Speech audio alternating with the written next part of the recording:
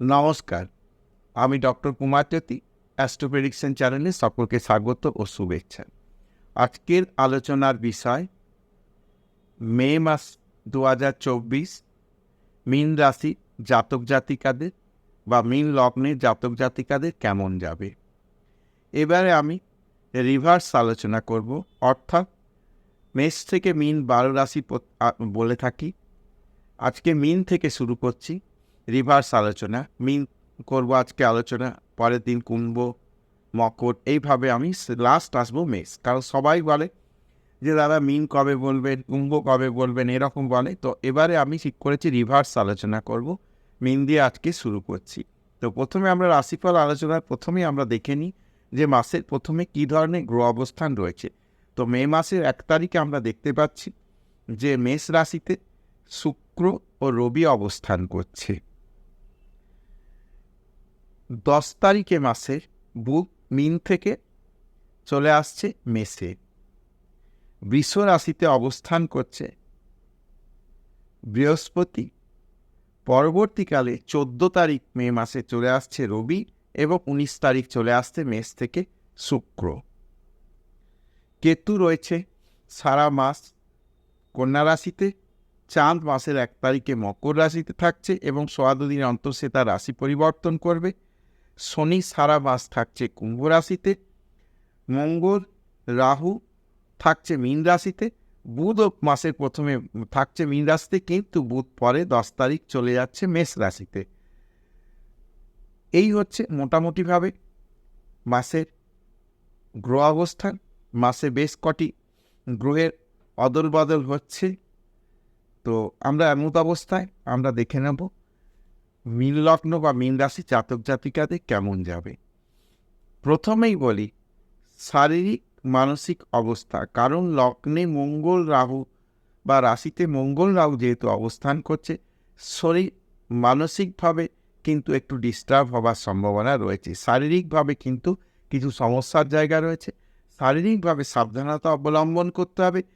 প্রয়োজনে doctor consult করতে হবে। রাগ করে হঠাৎ করে মাথা গরম করা চলবে না। মাথা গরম করে কোনো ভুল সিদ্ধান্ত নেওয়া চলবে না। এই বিষয়গুলোর দিকে কিন্তু একটু খেয়াল রাখতে হবে, নাহলে কিন্তু সমস্যার জায়গা তৈরি হতে পারে। মঙ্গল রাহু সংযোগটা খুব একটা ভালো নয়। কাজে এই যতক্ষণ মঙ্গল রাহু সংযোগ থাকছে ততক্ষণ কিছু কিন্তু জায়গায় ডিস্টারবেন্স বা অসুবিধার জায়গা তৈরি হবে। সমস্তভাবে মানে সারাউন্ডিং যাবতীয় ঘটনার মধ্যে একটা কিন্তু ডিস্টারবেন্স ফিল করতে হবে। তবে এরপর বলি যে সেকেন্ড হাউসে, এটা হচ্ছে ধনস্থান, শুক্র রবি অবস্থান করছে মাসের প্রথমে। পরবর্তীকালে 10 তারিখ বুধ আসছে। অটোমেটিক সেভিংস, টাকা পয়সা ইত্যাদি বিষয়গুলো যথেষ্ট ভালো সম্ভাবনা রয়েছে। টাকা পয়সা আসার জায়গা রয়েছে, টাকা পয়সা সেভিংস হওয়ার জায়গা রয়েছে, বিভিন্ন রিলেশনের ডেভেলপমেন্ট হবার জায়গা রয়েছে। কথাবার্তায় ভালো গুছিয়ে কথা বলে কার্যসিদ্ধি করার জায়গা রয়েছে। থার্ড হাউসে শুক্র যে যাচ্ছে, বৃহস্পতি থাকছে, 2 গুরুর অবস্থান, এবং রবি যাচ্ছে, রবিও গুরু স্থানীয় গ্রহ। কাজে এই যে থার্ড হাউসটা পরাক্রমের জায়গা, ক্ষমতা বৃদ্ধির জায়গা, এটা কিন্তু একটা খুব ভালো সাইন। অর্থাৎ পরাক্রম বৃদ্ধি পাবে, কাজকর্মের অনেক বিষয় কাজকর্মের সুরাহা হবে, ভাতা ভগ্নির সঙ্গে সম্পর্কের ডেভেলপমেন্ট হবে, ইত্যাদি বিষয়গুলো কিন্তু সার্বিকভাবে ভালো হবে। বিদ্যার ক্ষেত্রে বলি যে উচ্চশিক্ষার জায়গাটি যথেষ্ট ভালো। উচ্চশিক্ষায় সুযোগ পাওয়ার জায়গা, উচ্চশিক্ষা যারা করছে তাদের পরীক্ষার ফল বা পরীক্ষা থাকলে ভালো। আপ টু গ্র্যাজুয়েশন লেভেল পর্যন্ত যারা পড়াশোনা করছে, 10 তারিখ পর্যন্ত পড়াশোনার ক্ষেত্রে কিছু ডিস্টারবেন্স হলেও পরবর্তীকালে কিন্তু পড়াশোনার জায়গাটি কিন্তু যথেষ্ট ভালো, সমস্যার কিছু দেখা যাচ্ছে না। মায়ের শরীর স্বাস্থ্যের বিষয়ে একই কথা। মাসের প্রথম সপ্তাহটা শরীর স্বাস্থ্য নিয়ে একটু সমস্যা হতে পারে, পরবর্তী সময় কিন্তু রিকভারি হয়ে যাবে। প্রপার্টি ক্রয়, ফ্ল্যাট, বাড়ি এইসব ক্রয় করার বিষয় কিন্তু বর্তমান মাস ভালো। তবে এটা মাসের সেকেন্ড উইক থেকে এইগুলোর দিকে নজর দিলে ভালো হয়। প্রথম সপ্তাহে আলাপ আলোচনা হলো, কিন্তু জিনিসটা ক্রয় বা ফাইনাল সিদ্ধান্ত এগুলো কিন্তু মাসের সেকেন্ড উইকে নিলে ভালো হয়। সন্তান সন্ততি বিষয় যথেষ্ট ভালো। সন্তান সন্ততি উচ্চশিক্ষা সন্তান সন্ততি কর্মপ্রাপ্তি, সন্তান সন্ততির বিবাহ ইত্যাদি বিষয়গুলো কিন্তু যথেষ্ট ভালো। শত্রুতা মামলা মকদ্দমার বিষয়ে সাবধানতা অবলম্বন করে থাকতে হবে। এমনি কোনো ডিস্টারবেন্স খুব একটা বড় কিছু হবে না, তবে আমি প্রথমেই বলেছি যে মাথা গরম বা ভুলভাল ডিসিশন নেওয়া এইসব থেকে যে সমস্যা, কাজেই শত্রুতা বিষয়ে বড় সমস্যা না হলেও নিজের দোষে যেন কোনো ভুল জায়গা তৈরি না হয়।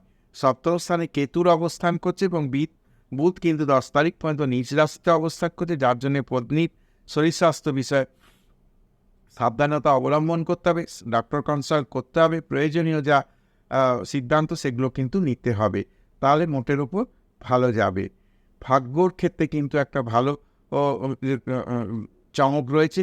বৃহস্পতি কিন্তু ভাগ্যস্থানে যেহেতু দৃষ্টি দেবে, অটোমেটিক ভাগ্যের ক্ষেত্রে পজিটিভ রেজাল্ট আসবে, ভাগ্য পরিবর্তন, ভাগ্য উন্নতি। কর্মের ক্ষেত্রে কিন্তু যথেষ্ট শুভ পরিবর্তন, কর্মপ্রাপ্তির জায়গা, কর্মের সাফল্যের জায়গা।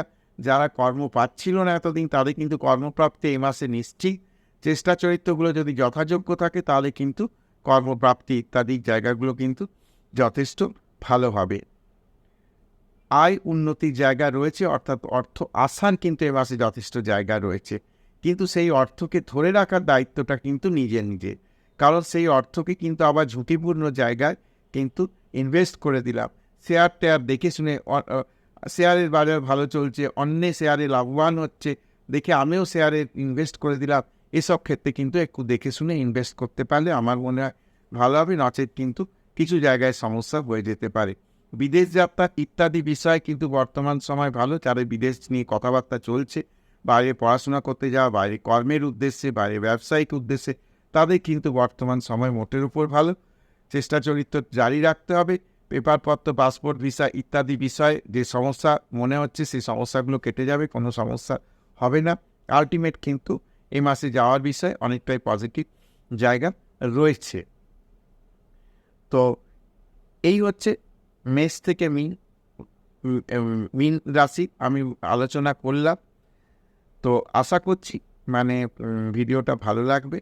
ভিডিওটা ভালো লাগলে অবশ্যই চ্যানেলটাকে সাবস্ক্রাইব করবে, শেয়ার করবে, লাইক করবে এবং আমার সঙ্গে জুড়ে থাকবে। মীন রাশি এবারে আমি প্রথম আলোচনা করলাম, মীন রাশিটা রিভার্স আলোচনা করছি। মীন থেকে এবার আমি কুম্ভে যাব, মকরে যাব। তো আজকে মীন রাশি মে মাস আলোচনা করলাম। আশা করছি ভিডিওটা ভালো লাগবে। ভালো লাগলে অবশ্যই চ্যানেলটাকে সাবস্ক্রাইব, লাইক ইত্যাদি করে রাখবে।